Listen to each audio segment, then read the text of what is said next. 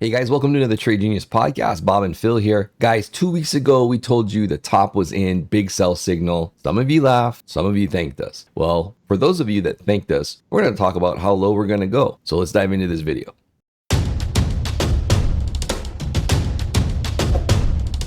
Trade Genius. Hey guys, I'm gonna tell you something that we do that really will change the way in which you look at trading and also absolutely help you increase your profitability and how much money you make. It's the Trade Genius newsletter.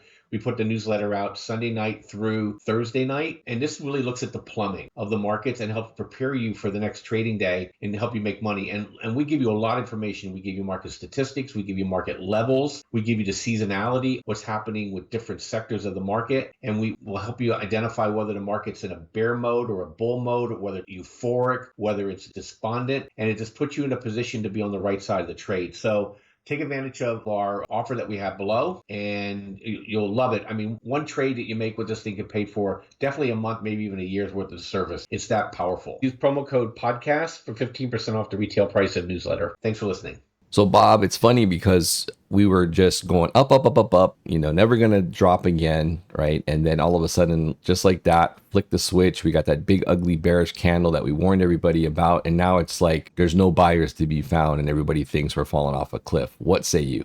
Yeah, so yesterday we had basically a liquidation day where we had bonds down, energy down, stocks down. That's my version of liquidation. They basically sold everything. Today, however, we started selling in the indexes.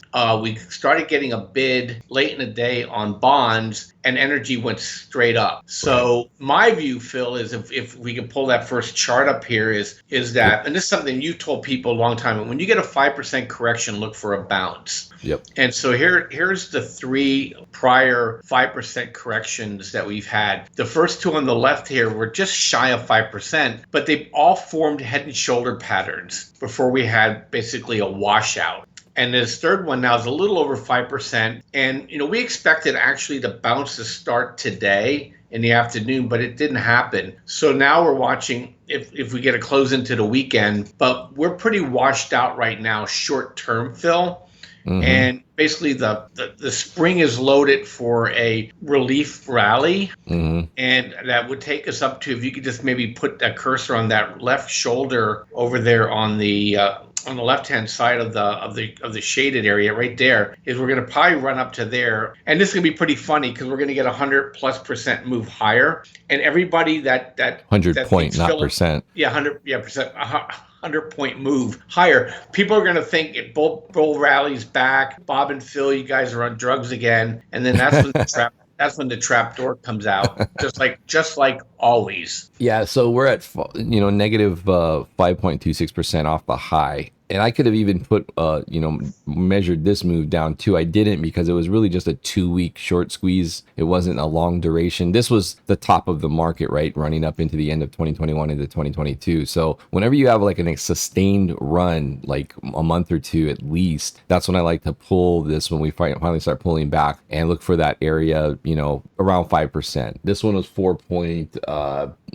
just under 5%. This one was 4.75, and this one we've exceeded. Now we're about 5.25. So this one was like a couple month run, and then we came up. But you get a couple day rally, and usually it's somewhere between 80 and 100 points. So while we're bearish, we're not stupid to think that we just can't get one of those rippers. And the thing is that when these happen like this, everybody thinks, oh, there's the bounce and we're going to go gun for the highs, and they get trapped, and then you get another drop down. Same thing happened over here, and same thing happened here and here. So you got to be very careful here. Now, Bob, to the downside, right? I think the bigger target for us is going to be this lower gap fill. We did fill a gap up here rather quickly. Now we got this lower gap fill that's going to take us down to 42.21. This is the SPX. This is the S&P 500. This isn't the future. So these are the actual index values that you're going to see when you open up your web browser and it tells you the market's at such and such a level. So gap fill down here at 42.21. You also have this support. This is where we broke out. We broke out over this like 4,200 level, basically 41.90, right? So I think we could even surpass past that gap fill and dip into that level. But the bigger level would be just taking from our lows last year to our high, and 50% of that is 40.49. So don't be surprised if we get a move that ends up going down there and we bounce. But I do think we probably are due, if we get down here, especially if this is just like a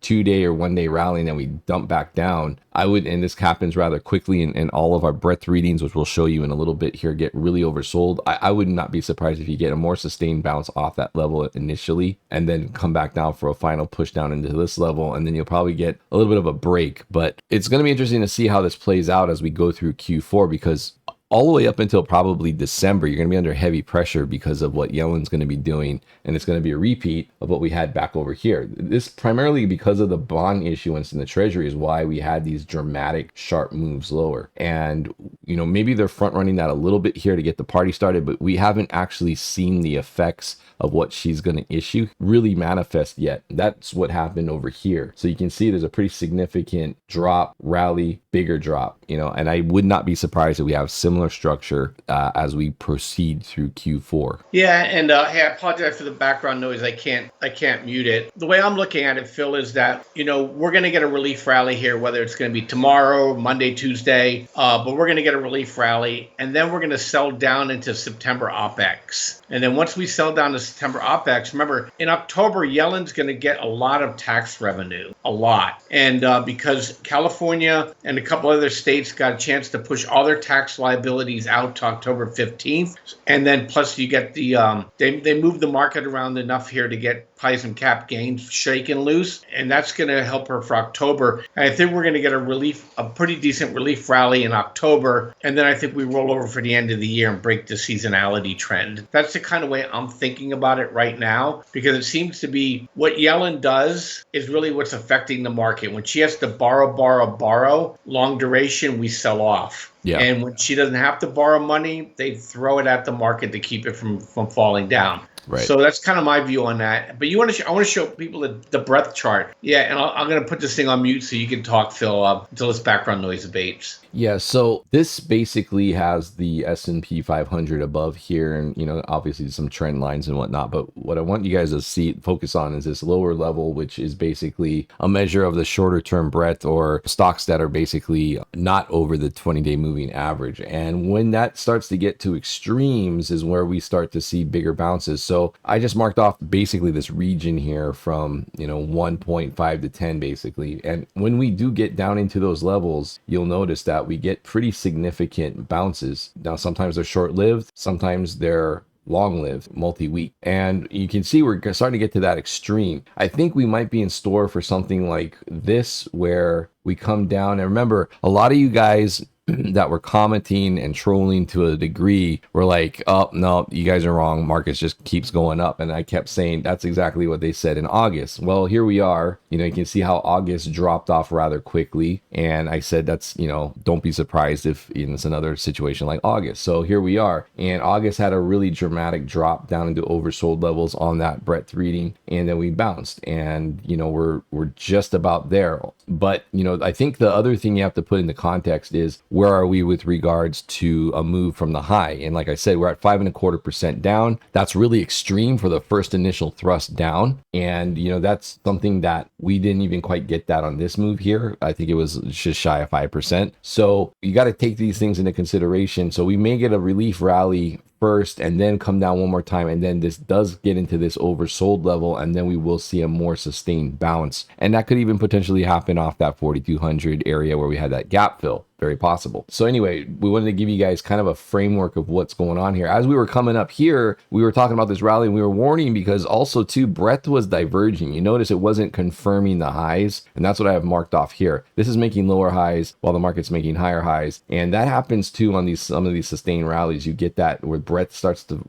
weaken and fade off, and then really it comes down to breaking that trend line, and then you get your confirmed rollover. So a very similar thing happened for a second time up here as well. So anyway, you don't want to short down here, but at the same time, you know, you want to make sure that you're not buying, you know, you're buying in the right spot essentially, right?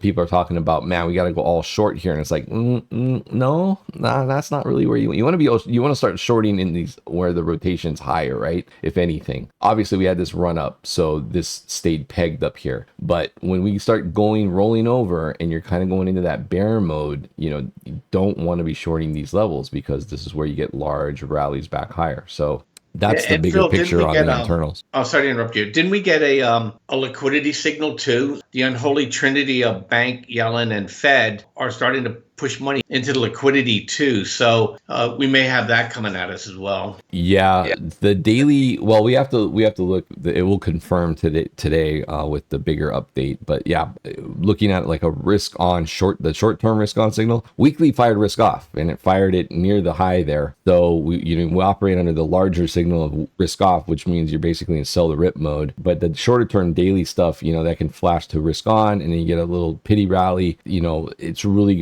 we're gonna have to watch and see what liquidity does closely, because it's definitely rolled over. And I think, like we were talking about, the duration stuff is gonna, but we're also over fair value over a lot too. A lot of the jaws charts that we've shown you, the liquidity needs to close the gap. For those of you guys that have signed up, and you guys know what I'm talking about, you guys have that chart template. And if you want it, head over to tradegenius.co. Under indicators, you can get the Fed liquidity package, and you can track that. But basically, it's saying, yeah, we could get a relief rally here, but bigger picture, it's a sell the rip mode. Absolutely. Well, hey, good stuff, guys. We wanted to get updated on this stuff, because what happens now, when in the Twitterverse or the Xverse, is that people just run from one side of the boat to the other, and it's a little bit more nuanced than that. So we don't want people here, even though we're macro bearish, we're kind of micro bullish here for a couple days, and then we're back on the doom train again after that. I would tend to agree. All right, guys. Well, thanks for tuning in. Please hit like and subscribe. Smash that notification bell and set it to all if you can. And also check out our stuff over at tradegenius.co. We have indicators. We have access to our Discord rooms. We have the newsletter that gives you a roadmap every day of what to expect in the market following day. So check it out. tradegenius.co. Thanks, guys. We'll see you on the next video. Take care.